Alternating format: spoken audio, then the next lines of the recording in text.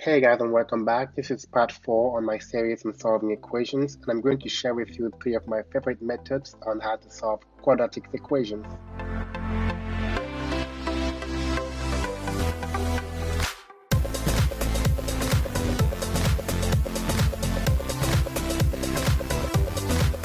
Hey guys, and welcome back. Consider subscribing to my channel if you haven't done so already. In this particular note, I'm going to share with you 3 methods for solving quadratics, starting with factoring.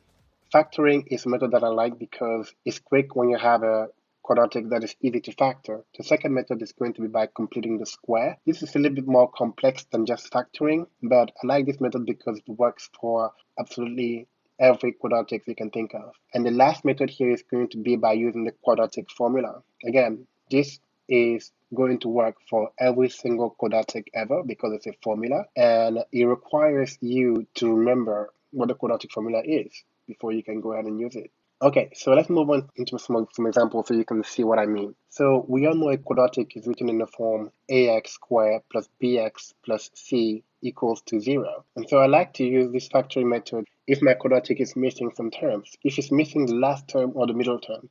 For instance, let me give you an example where it's missing the last term. If you have something like 5x squared plus 20x equals 0, this is missing the term c, the constant at the end. This is actually going to be very easy to do with the factoring method because you can clearly see that x and x are common to both of these terms, and also 5 is common, but I'm focusing more on x here, and you can factor out 5x from both of these terms directly, and so you will get 5x, open big parenthesis, x plus 4 equal to 0.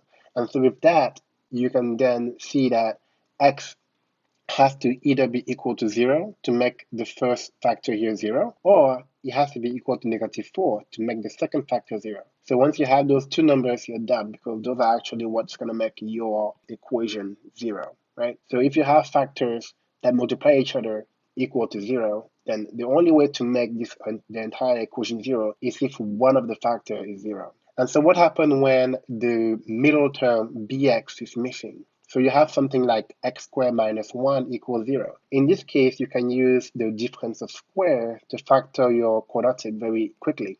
And so you're going to have here x minus 1, parenthesis x plus 1 equal to 0. And again, to make this whole thing 0, you need to have either x minus 1, 0, or x plus 1, 0, which means you need to have x to be equal to either 1 or -1. So this is very quick and easy examples that you can use factoring method for. So now what happens when your quadratic is a full trinomial, which means it has every single term in there, ax, bx, and c. That's when things start to get a little bit complicated for the factoring method, and the two other methods, completing the square and using the quadratic formula, become a little bit more favorable. Let me give you an example. So you're going to have x squared plus 6x minus 7 equals 0. Now, looking at this example here, if you want to use the factoring method, you're going to be looking for two numbers that are adding to 6 and multiplying to -7. Lucky for us, those numbers are easy to find here, and they are going to be 7 and -1. So you can fact this particular quadratic as x minus 1 multiplied by x plus 7 equals 0. And of course, the solutions here are going to be 1 and -7, and you'll be done. Now, let's look at this particular example again and try to solve it by completing the square. So we're going to have x squared plus 6x minus 7 equals 0. The first thing you need to do here is to send the constant c on the other side of your equation. So you're going to have to add 7 on both sides here, giving you x squared plus 6x equals to 7. Next thing you need to do here is divide b, as in bx, by 2. So if you get this 6 here, which represents b, divided by 2, you're going to get 3. Now this 3 is going to be very important, so we're going to keep it here on the side. Now we need to square this number and add it on both sides of our equation, so that we can rewrite this as x squared plus 6x plus 9, because 9 is 3 squared, equal to 7 plus 9, because we need to balance out our equation. Whatever you do on one side, you do on the other. Next thing is to realize that now on the left side of the equation, you have a perfect square. And the perfect square is going to be x plus 3. 3 is the number that I said was important before that you kept on the side here. So x plus 3 squared equals to 16. Now, all you have to do here is take the square root of both sides of the equation. by considering the positive and negative side. So we're going to have x plus 3 equals to 4, and x plus 3 equals negative 4. Solving for x here is going to give us x equals 1 and x equals negative 7. And that will be done, right? So now let's look again on what we would do if we had to solve the same exact equation using the quadratic formula. So you're going to have here x squared plus 6x minus 7 equals 0. Now, the first thing you need to realize here is that the quadratic equation is going to be x equals to minus b plus or minus the square root of b squared minus 4ac divided by 2a. So if you were opting for this method, you would have to remember this particular formula by heart so that you can record it whenever you want to use it. Now, looking at this equation here, a, b, and c are going to be a equals to 1, the coefficient of x squared, b is 6, the coefficient of x, and c, of course, is our constant, negative 7.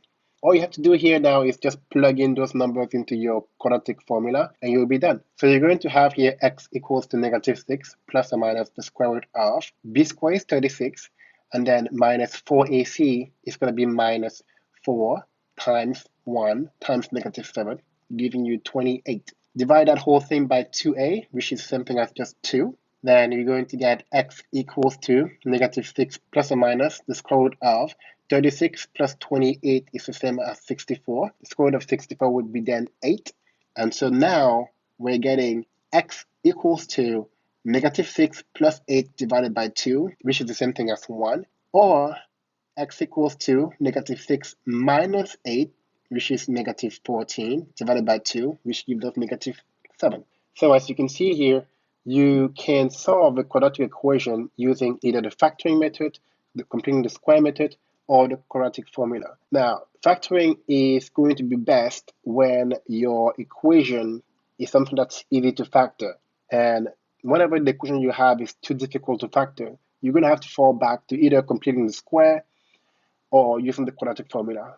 So let me give you another example. So we're going to have here 3x squared minus 3x minus 4 equals 0. So now using the first method, which is to factor, what we have to do here is look for two numbers that add to negative 3 and multiplies to a times c, which is going to be here negative 12. So if you try to find those numbers here, starting with looking for two numbers that are multiplying to negative 12 as usual, we are going to get 1 and negative 12, negative 1 and 12, 2 and negative 6, negative 2 and 6, 3 and negative 4, negative 3 and 4, right? If you wanted to learn more about how to factor quadratics, you can check out my note number 6, where I go into greater details on how this works. And now we're just going to go ahead and add this number to see if there are any pair that also add up to negative 3. So our first pair here is going to give us negative 11, then 11. Next one is going to be negative 4, then 4. Next is going to be negative 1, then 1. And as you can see here, none of these pairs that we just found very quickly adds up to negative 3. So this is going to be very difficult to do if you have to factor this particular quadratic, because it's not easy to find a pair that works. So you see, this is not going to work for method number 1. And so when the method number 1 fails, remember, you can always do method number 2 or method number 3 because they both work for every single quadratic ever. So let's try to do this particular one with method number 2 here, which is complete the square. And so here we're going to have 3x squared minus 3x minus 4 equals 0. Again, first thing we need to do here is send the constant on the other side.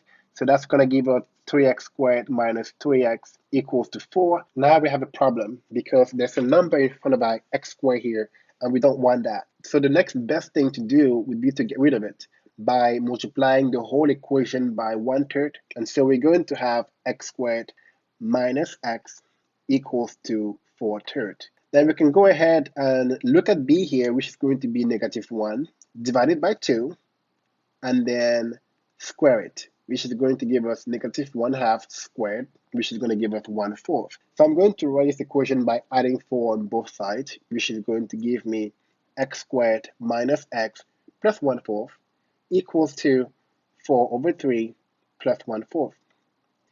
So now my left side here is going to be a perfect squared, which is going to be x minus 1/2 squared. And then on the right side here, I'm going to have 4 times 4 is 16 plus 3 times 1 is 3 divided by 3 times 4 is 12, which is going to give me 19 over 12. So now that I have my square complete, I can go ahead and take the square root on both sides of the equation, and that will give me x minus 1/2 equal to the square root of 19 over 12, and x minus 1/2 equal to the square root of negative 19 over 12. And so my two solutions are going to be x equals 1/2 plus root 19 over 12, and x equals 1/2 minus root 19 over 12. Okay, let's look at this same example, but using the quadratic formula this time. We're going to have 3x squared minus 3x minus 4 equals 0. And here you're going to note that a is going to be 3, b is going to be negative 3, c is going to be negative 4. And so x equals to minus b plus or minus the square root of b squared minus 4ac divided by 2a. And as usual, we just have to go ahead and plug every single number in there for the variable. So we're going to have x equals to 3, because that's minus 3, plus or minus the square root of negative 3 squared minus 4 times 3 times negative 4 divided by 2a, which in this case is going to be 6.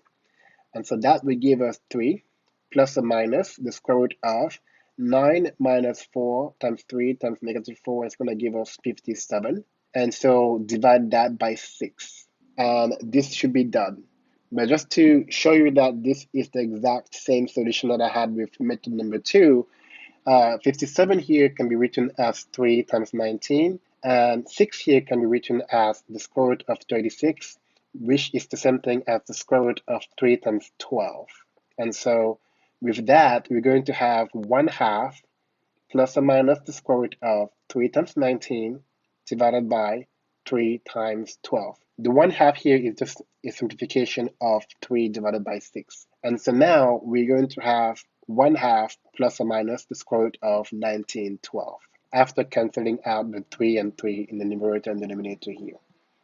As you can see here, we were not able to find our solution with our first method because this is harder to factor, but our second method, completing the square, and our third method, quadratic formula, would always work for everything you have. Personally, I'm more in favor of the quadratic formula because I've memorized this formula and I can use it anytime I want. Okay, let me show you something a little bit more different in my third example. I'm going to have here x squared minus 4x plus 5 equals 0. And so if you want to do this with my first method here, I'm going to be looking for two numbers that are adding up to negative 4 and multiplying to 5. And so those numbers are going to be 1 and 5, and negative 1 and negative 5. And so if you were to add these numbers to see if they also add up to negative 4, the first pair here, 1 and 5, is going to give you 6, and the second pair is going to give you negative 6. Unfortunately, none of these pairs are going to add up to negative 4. And like the previous example here, we are stuck because this is not easy to get factored. But what happens when we go to method number 2 and try to complete the square for this one? So we're going to have x squared minus 4x plus 5 equal to 0. So to complete the square here, you already know the steps. We first need to get rid of our constant. So we're going to have x squared minus 4x equals to negative 5. Then we're looking for b here, which is negative 4. We're going to divide it by 2, then square it. So b divided by 2 here is going to give us negative 2, which we need to hold because we're going to use it later. And then squaring it will give us 4. And so we have to add 4 on both sides here, giving us x squared minus 4x plus 4 equals to negative 5 plus 4. And so simplifying this whole thing, making the left side of the equation a perfect square, we're going to have x minus 2 squared equals to negative 1. Now this is very particular because on the left side, you have x minus 2 squared. That's something that's square, which means that it could never be negative. But on the right side, you have negative 1. And so we have a problem. If you ever encounter something like this, you should know that this particular equation does not have any solution, and then you should stop. And the same thing can be figured out if you use the quadratic formula. Having x squared minus 4x plus 5 equals 0, in your quadratic formula, you would have x equals to negative b, which is 4, plus or minus the square root of b squared, which is 16, minus 4ac, which is 4 times 1 times 5, divided by 2. And so with that, you have x equals to 4, plus or minus 16 minus 4 times 1 times 5 is going to give us negative 4. And so we're going to have that divided by 2. And as you can see here, once again, we have a negative number under the square root, which is also impossible. So in this case as well, you can see that there's no solution for your equation. So what do I do personally if I ever want to solve a quadratic? If my quadratic is missing the constant c, or is missing the middle term bx, then I'm going to go ahead and use my factoring method, because it's going to be very straightforward for me to factor out my quadratic and get my two answers, or one answer, whichever the case may be. And if I happen to have a trinomial, which means a quadratic with all its three terms, ax squared plus bx plus c, then if it's easy to factor, if I can quickly figure out what two numbers add up to b and multiply to c, then I'm going to go ahead and use the factoring method to do that. But if I spend more than 20 seconds in it and I can't find those two numbers very quickly, I'm going to right away move on to either completing the square or use the quadratic formula. And personally, my go-to after the factoring method is always the quadratic formula, because I've memorized this formula already and I can just pull it out whenever I need it. And besides, our second method, which is completing the square, can be time consuming. All right, so now I'm going to pass on the question to you. What method do you love most? Put it down in the comment below, and I will see you in my next video where I talk about how to solve radical equations. All right, guys, that is it for now. The link for this note is always going to be in the description below. If you like this video, don't forget to share, like, and subscribe. Also, follow me on my other social platforms on Facebook, Instagram, Snapchat, and Twitter at Franck's Note, and I will see you in the next video.